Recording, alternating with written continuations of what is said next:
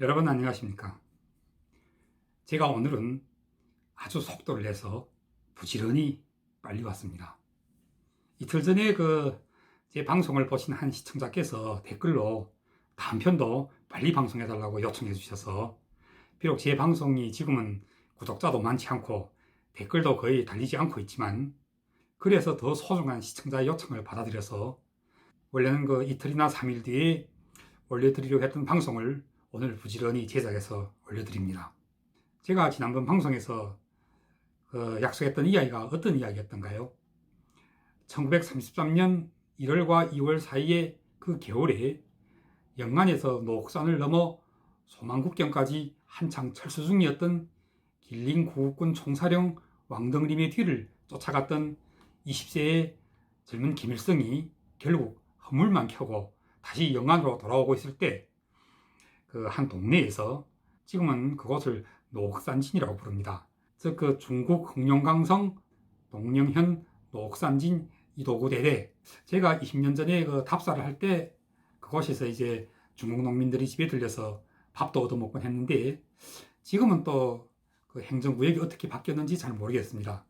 아무튼 바로 이 동네에 1930년대 그 당시에 성씨가 마씨인 한 중국 노인이 살고 있었는데 김일성 일행이 바로 이 마씨 노인이 집에서 온몸을 녹이고 있을 때 이 동네로 다른 국군 한 무리가 이제 한 40~50명 되는 자들이 쓸어 들어왔는데 이 자들은 원래 길림 자위군 제2여단의 대원들이었습니다.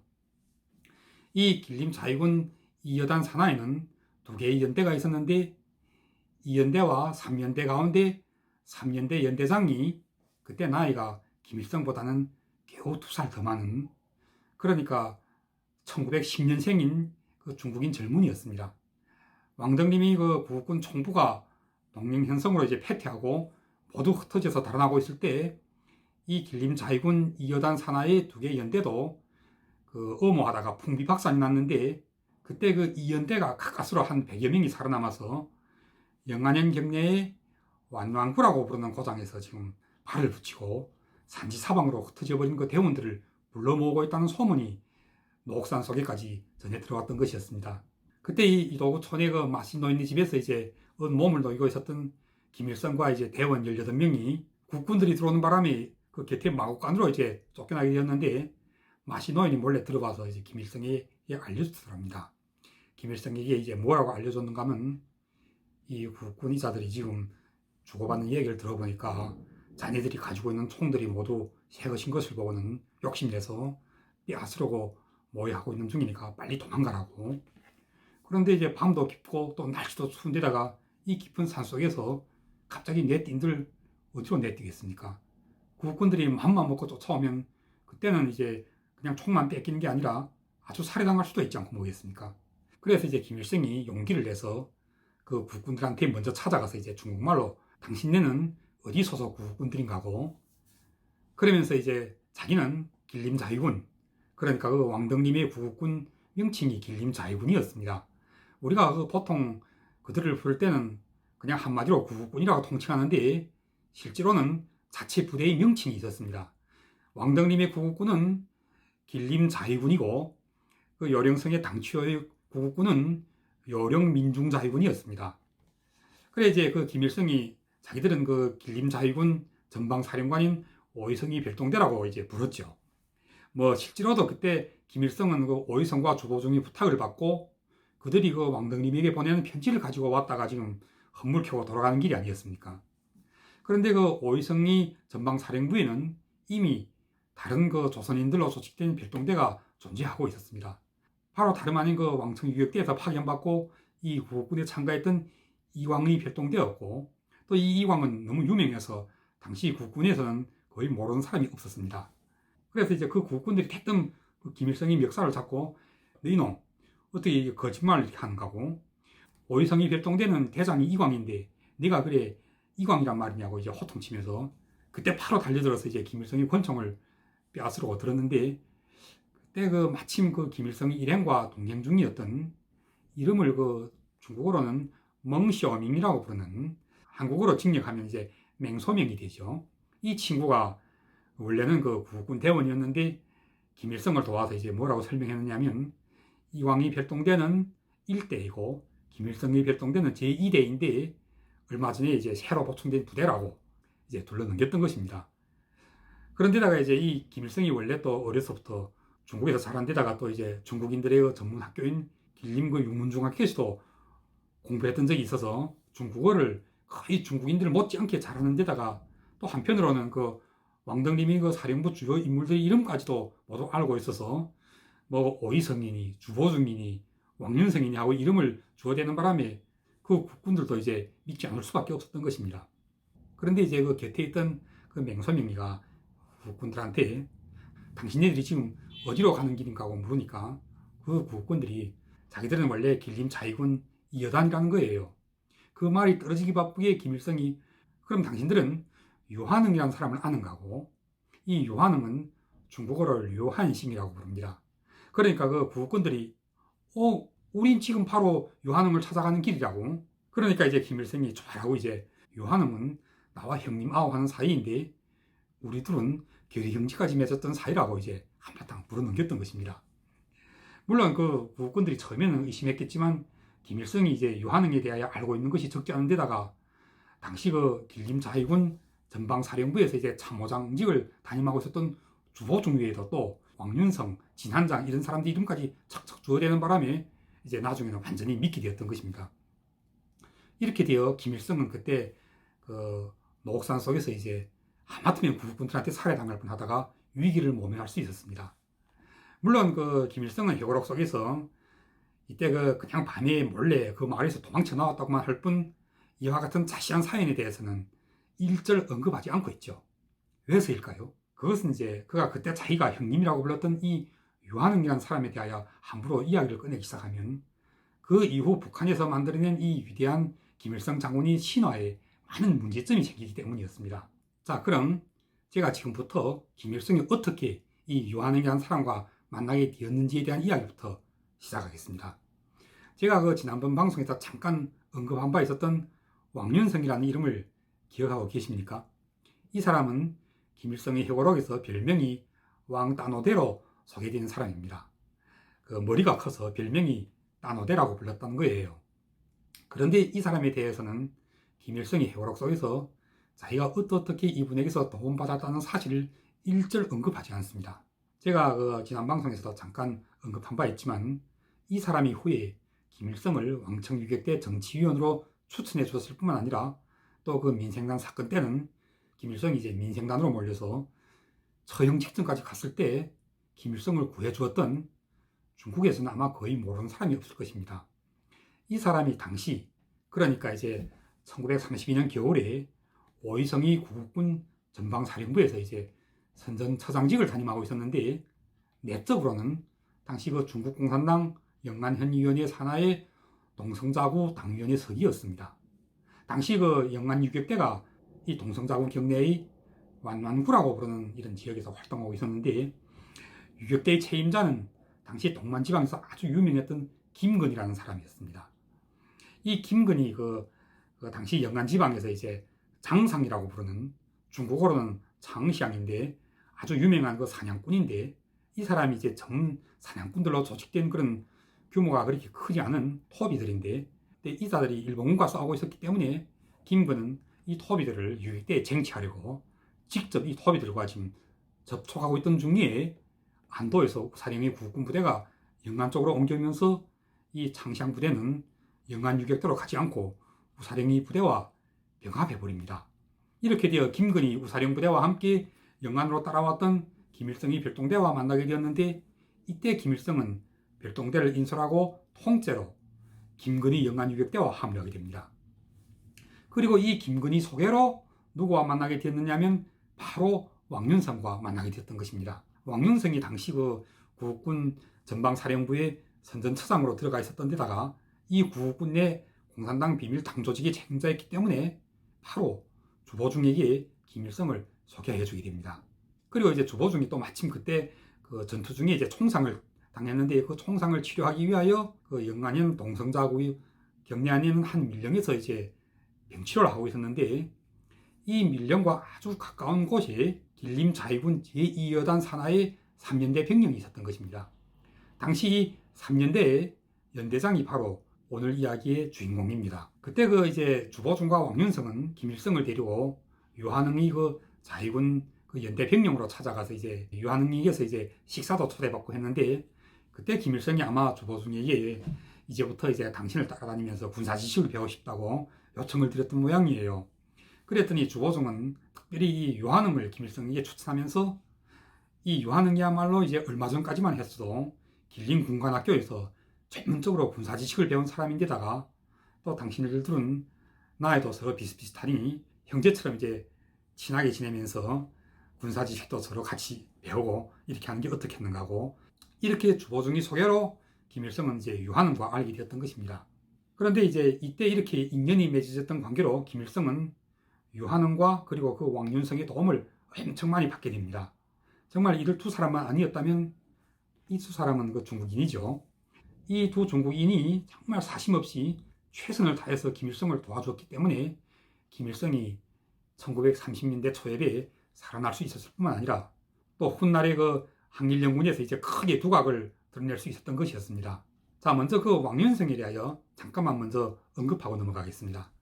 그때 김일성은 주보중 등과 만난 뒤에 얼마 안 있어 바로 오의성과 주보중의 부탁을 받고 왕등림에게로 편지를 전하려고 이제 소만국경까지 달려가지 않고 뭡니까? 그때 왕윤성은 먼저 동만특위로부터 인사발령을 받고 영안에서 왕청으로 옮겨왔는데, 원래 중국인인데다가 구국군 사령부에서 이제 선전사상직까지 맡았던 그런 경력 때문에 동만특위에서 왕윤성을 동만특위위원 겸 중국공산당 왕청현 위원회 선전부장직에 임명됩니다. 여기서 잠깐 이 사람이 사진 한 장을 보도록 합시다. 사진에서도 이제 보이시다시피 이 사람은 생긴 모양부터 인품이 아주 중후하고 부드럽고, 당시 동만특위 서기였던 중국인 동장령이 아주 크게 의지했던, 말하자면 동만 당지의 간부였죠. 동장령은 이제 중국 관내 다른 지방에서 이제 파견받고 이 동만에 나왔던 사람이었으니까 무슨 일을 하자면 당지의 지방 간부들한테 의지하지 않으면 안 되었습니다. 이 왕윤성이 당시 동만특위 서기였던 동장령이 아주 중요한 최측근이 되는데, 바로 이 사람이 영안에서 이제 김근희 소개로 알게 됐던 김일성이 이제 왕청으로 오게 되니까 바로 동장령에게 추천하여 왕청유격대 정치위원이 되어야 했던 것입니다. 그리고 이제 또 후에 민생당 사건에 연루되어서 김일성이 이제 처형 직전까지 갔는데, 바로 이 사람이 그때도 또 동장령을 설복하여 김일성을 영안 쪽으로 빼돌렸던 것입니다. 이와 관련한 자세한 이야기는 이제 제가 김일성의 북만 원정과 관련한 이야기를 할 때 다시 자세히 들려드리도록 하겠습니다. 하여튼 이렇게 김일성은 왕윤성의 도움으로 왕청유격대 정치위원도 되었는데, 그 이듬해, 그러니까 1934년 6월에 영안에 있던 주보중이, 그때는 주보중도 이제 영안 지방에서 순영 반일 동맹군이라는 이런 큰 부대를 만들어냅니다. 주보중이 이 부대를 이끌고 당시 왕청의 나자구진을 이제 공격하는 전투를 벌이게 되는데, 자, 이때 주보중이 인수라고 나왔던 동맹군은 400여 명에 달합니다. 그리고 또 여기에 시세영의 구국군 제2여단, 바로 유한흥이 소속되어 있었던 원래 길림 좌위군 2여단을 말합니다. 이 2여단도 또 한 200여 명이 이 부대에 참가하여 합쳐서 600여 명이 남짓했습니다. 이때 유한흥은 이 시세영의 2여단 참모장으로 승진해 있었는데, 중국의 일부 자료에 의하면 이때 나자구 전투를 실제로 작전 지휘했던 사람은 다름 아닌 제2여단의 참모장이었던 유한흥이었다는 그런 기록이 있습니다. 어쨌든 참모장은 전투 중에 이제 작전을 총괄하는 그런 사람이 아니고 뭡니까? 이 전투에 당시 동만의 유격대들 가운데서는 영길 유격대와 왕청 유격대도 참가했는데, 참가 인원은 이제 두 유격대를 다 합쳐서 한 120여 명 남짓했습니다. 각각 유격대에서 한 개 중대씩 뽑아서 이제 참가했는데, 영길 유격대 쪽에서는 임수산, 박특범 이런 사람들이 왔고, 왕청 유격대 쪽에서는 주로 김일성이 인수하고 다녔던 오중대 중대장이 바로 한흥권입니다. 이 오중대가 이 나자구 전투에 참가했습니다. 그런데 북한에서는 이 나자구 전투를 어떻게 묘사하고 있습니까? 나자구 전투 자체가 전부 김일성이 조직했고 지휘했고, 또 김일성이 지휘하에 이 전투가 승리로 끝났다고 이렇게 거짓말하고 있습니다. 그 김일성의 회고록에서도 또 이 전투에 대해서 이제 묘사하는 장면이 나오는데 주요하게 그 한흥권과 그 전령병 조알람이 뭐 이 전투 중에 어떻게 부상을 입었고 이런 이야기를 합니다.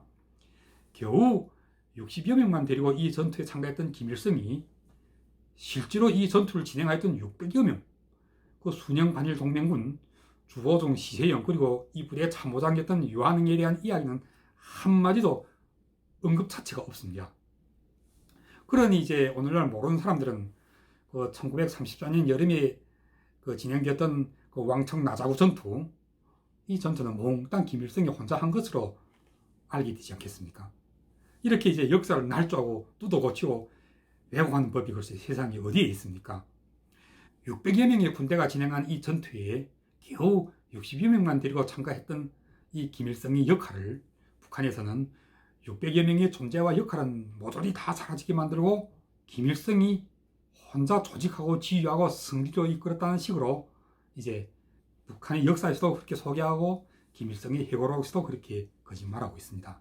그런데 이제 중국의 기록을 보십시오. 중국에서는 동북한길연군 2군의 역사에서 바로 이때 즉 그 1934년 6월에 그 나자구 전투 때 구국군 제2여단의 참모장으로 이 전투에 참가하여 직접 작전을 주도했던 22세의 젊은 참모장 유한흥, 바로 그 김일성이 자기와는 형제까지 맺은 형님이라고 불고 다녔던 그 중국인 청년이 크게 활약했을 뿐만 아니라 굉장하게 이름을 날렸기 때문에 당시 그 중국 공산당 동만특위석이 동정령은 특별히 주보중과 의논하여 이 유한흥을 동만으로 데려옵니다.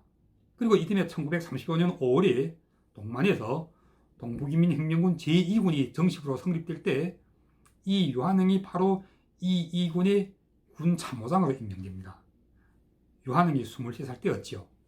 자, 바로 사진 속의 이 사람입니다. 그리고 이때 김일성은 바로 이 사람이 직계 부하가 되는데 당시 김일성의 직책은 동북인민혁명군 제2군 산하의 3년대, 즉 왕청 유격대로 조직되었던 이 3년대의 정치위원이었습니다.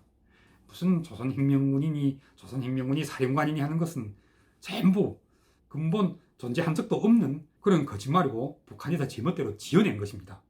그리고 이제 그 얼마 뒤에 이제 1935년 여름에 이 2군은 부대를 두 갈래로 나뉘어서 한 갈래는 안도 도나 쪽으로 해서 남한으로 향하고 다른 한 갈래는 왕청이 나자구에서 이제 노야령을 넘어서 영안 쪽으로 이제 향하게 됩니다. 이른바 전술상에서는 그 분산 전술이라 하고 전략상에서는 이제 그 만주의 항일시록을 하나로 이제 연결하는 그런 작전인데 이때 이 군에서는 군장 왕덕태가 먼저 왕청 연길 지역을 떠나서 안도와 도나 쪽으로 이동하고 군 정치부임 이학충은 선발대를 인솔하고 아주 남만으로 들어가서 양정의 1군과 만납니다. 그리고 군 참모장 유한흥은 수하의 왕청연대와 훈춘연대, 즉 김일성이 소속되었던 3년대와 왕윤성이 정치위원직을 담임하고 있었던 4연대를 이제 인솔하고 노야령을 넘어서 북만, 즉 영안 지방으로 들어갑니다. 다시 말하자면 좀 더 정확하게 따지고 보자면 영안은 동만 특유의 영도하에 있었던 지역으로서 이 지역으로의 원정을 북만 원정이라고 지칭하기에는 어딘가 애매한 데가 있습니다. 도리대로라면 그냥 영안 원정이라고 해야죠. 중국 만주에서의 북만은 어디를 가리키냐면 하얼빈, 상지 이 지역을 말합니다. 즉 조상지, 김체, 허영지 이런 사람들이 활동했던 그 지역인데 그런데 이때도 이제 북한에서는 또 이 한단락의 역사를 어떻게 왜곡하고 있는지 한번 돌아보려 합시다. 이 원정은 당시 중국 공산당 동만특위와 이 특위의 영도를 받고 있었던 동북인민혁명군 제2군 군당위원회의 결정에 의해서 당시 군 참모장이었던 유한흥이 군 산하의 두 개 연대를 인솔하고 영안으로 가서 주보종의 부대와 만났던 그런 역사입니다. 그런데 북한에서는 이 역사를 다 짓뭉개버리고 그냥 제2차 북만 원정이라고 하는 것입니다. 그런데 이제 또 웃기는 것은 김일성 본인이 회고록에서 유한흥이라는 사람이 이름이 정말 어쩌다가 딱 한 번 나옵니다. 유한흥이 뭐 하는 사람인지 어떤 사람인지 무슨 직책이 있었던 사람인지에 대해서는 이런 방구도 없이 그냥 그 원정 기간에 이제 어떤 백성들이 집에서 이제 식사를 할 때 유한흥을 가리켜서 대주가인 아주 술을 많이 마시는 유한흥 같은 사람도 뭐 어쩌고 저쩌고 이렇게 딱 한 줄 아니면 반 줄 나옵니다. 그러니 이게 글쎄 무슨 회고록입니까?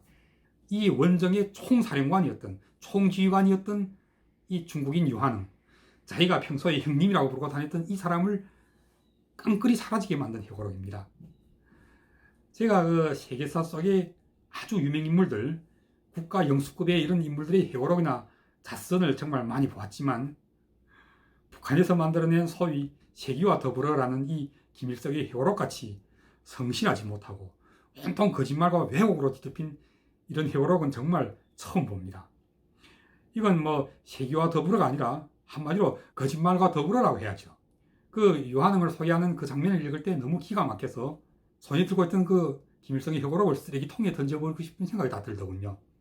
그런데도 이제 던져버리지 못하고 끝까지 읽어가면서 제가 문제점들을 모조리 찾아내서는 메모를 해뒀고 지금 이렇게 하나둘씩 방송을 통하여 옳고 그름을 바로잡고 또 그 거짓말들을 발본원생하여 역사 속의 실제 모습을 보여드리고자 하는 것입니다. 이 이야기가 또 길어질 것 같군요. 그럼 그 이후에 그 유한흥에 대하여 설명하겠습니다. 그때 그 북만 원정 부대를 인솔하고 영안으로 들어갔던 유한흥은 당시에 동만 특유의 신임석이었던 위증민이 파견을 받고 소련으로 들어갑니다. 국제당, 즉 코민텔은, 아니 좀 더 정확하게 말씀드리자면 당시 그 모스크바에 주재하고 있었던 중국 공산당 중앙대표단 단장이었던 왕명과 강생회의 동북이민혁명군 제2군의 그 군사작전 정황을 보고하러 들어갔던 것입니다. 그때 이제 그 모스크바에 들어가서 이제 왕명과 강생을 만났을 때 그 강생이 유한흥이 굉장히 뛰어난 인물인 것을 발견하고 유한흥을 만주로 돌려보내지 않고 모스크바에 붙잡아 두고는 동방대학에서 공부를 시킵니다. 이 동방대학에서 공부를 할 때 유한흥은 또 한 분이 중국 공산당의 역사에서 아주 유명한 인물과 만나서 형님 동생 하면서 아주 친구로 사귀게 되는데 숙소도 한 숙소에서 같이 자고 먹고 하고 그 사람이 이름이 진담추입니다. 중국어로는 천탄추라고 부릅니다. 유한흥이 바로 그때 이 진담추의 그 이름을 본따서 그 사람이 성을 따라서 이름을 고치게 되는데 그때 유한흥이 고친 이름이 진용입니다. 중국어로는 철룽이라고 부릅니다. 이 철룽이라는 이름이 정부에서 이제 모태똥과 주운내 등을 각색한 그 드라마들에서 자주 나옵니다. 어떤 내용인가 하면 1949년에 중국인민해방군이 이제 국민당의 수도 남경을 점령하고 나서 남경에 그 국민당이 남겨놓은 특무들이 이제 파괴 활동을 벌이고 있다는 이런 보고를 받자 모태똥이 곁에 있던 그 주운내와 강생한테 뭐라고 묻는가 하면 철룽짜이 나리. 그러니까 진용이 지금 어디 있느냐. 빨리 그 진용을 남경으로 보내라고 그 명령하는 그런 내용입니다. 그러니까 이제 강생이 곁에 있다가 뭐라고 대답하느냐면 지금 진용이 하얼빈 공항국장으로 있다고 하니까 주운내가 그럼 빨리 진용을 남경시 공항국장으로 파견하라고 그렇게 지시합니다. 생각해 보십시오. 어떻게 이 진룡이 그러니까 그 항일영군의 유한흥이 해방 후 모태똥과 주운내, 강생 같은 사람 입에서도 이제 이름이 오르내릴 정도가 되었을까요? 제가 이 유한흥의 사진 몇 장을 보여드리겠습니다. 지금 여기 보이는 이 사진은 1945년 그러니까 이제 일본군이 투항했던 8.15 광복 직후였던 8월 20일부터 10월까지 거의 2개월 동안 모태똥이 당시 그 국민당이 수도였던 중경에 와서 장개석과 이제談판을 진행할 때 모태똥이 곁에서 최측근 경호관이 되어서 경호를 담당하고 있었던 유한흥의 모습입니다. 그때 그談판이 끝나고 연안으로 돌아온 뒤에는 주운내가 직접 유한흥과 담화를 진행한 뒤에 그를 중국공산당 중앙사회부 산하의 남반구 국장으로 임명하려고 했는데 유한흥이 이를 사절하고 과거 이제 자기가 항일연군에서 활동했던 그 만주로 파견해달라고 요청했던 것입니다. 그래야 이제 그 오늘이 흑룡강성 하얼빈 일대를 당시는 송강성이라고 불렀는데 그 중앙에서는 이 유한흥을 송강성 사회부 부장 겸 하얼빈시 공항국장으로 임명했던 것입니다. 그 1949년에 이제 중화인민공화국이 성립되고 나서 이제 유한흥은 남경시 공항국 국장에서 이제 북경으로 이제 또 조동대에 올라왔는데 모태똥이 직접 유한흥을 자기 집에 초대해서 식사를 대접했다는 그런 일화도 전해집니다. 그리고는 이제 이 유한흥이 무슨 직책에 임명되느냐면 중화인민공화국 제 초대 공안부 부부장 겸 정치보위국 국장에 임명됩니다. 이 정치보위국이 오늘이 그 한국어로 말하면 국정원장입니다. 그러니까 이제 중국에서 그 그 항일연군의 생존자들 가운데서 가장 높은 직위에 올랐던 사람이라고 볼 수 있죠. 그 북경에는 지금도 항일연군 그 유가족 연합회라는 이런 친목단체가 있는데, 제가 여기 친목회 사람들한테서 얻어들은 재미있는 일화가 하나 있는데, 김일성이 북한의 국가주석이 되어가지고는 중국에 얼마나 많이 방문 오곤 했습니까? 모태동과도 아주 많이 만났었죠. 그런데 6.25 한반도 전쟁이 끝난 뒤에 1955년이든지 아니면 54년이든지 하루는 모태동이 유한흥한테 그러더래요. 이 조선의 김일성이 이제 곧 북경에 오는데 내 전에 누구한테 들으려니까 항일연군 시절에 유한흥의 자네가 이제 김일성이 상관이었다고 하던데 이번에 한번 오면 만나보라고. 그렇게 모태동이 직접 권하니까 유한흥도 정말 기쁜 마음으로 모태동이 김일성을 접견할 때 그 접견 장소에 이제 같이 참가했다고 합니다. 그런데 김일성이 유한흥을 알아보고도 전혀 못 본 척 견눈길 한번 주지 않더라고 하지 않겠습니까? 그러니 유한흥으로 말하면 얼마나 난감했겠습니까? 겉으로는 말 안 했지만 속으로야 정말 개자식이라고 이제 욕했을지도 모를 일이죠. 그런데 유한흥도 유한흥이지만 더 억울한 사람은 왕윤성이죠. 이 왕윤성은 김일성의 생명의 은인이기도 한데, 김일성은 중국에 그렇게나 수십 차례씩 방문하면서도 이 사람 생전에 한 번도 이 사람을 만나주지 않았습니다. 이 사람이 생전에 길림성 교화탕광의 광장과 이제 공의주석을 연임했고, 또 후에는 설안 광무기에서 사업하다가 그곳에서 사망했습니다. 그러니 그래서 이 사람이 입에서 김일성에 대하여 좋은 이야기가 나올 리 있겠습니까? 두 말할 것도 없이 이 사람의 입에서 왕청시절 김일성의 이야기가 아주 굉장하게 많이 흘러나왔던 것입니다. 그럼 오늘 방송은 여기서 마치도록 하겠습니다. 제가 아주 빠른 시간 내에 다음 방송도 꼭 진행하도록 하겠습니다. 그럼 그때 다시 뵙겠습니다.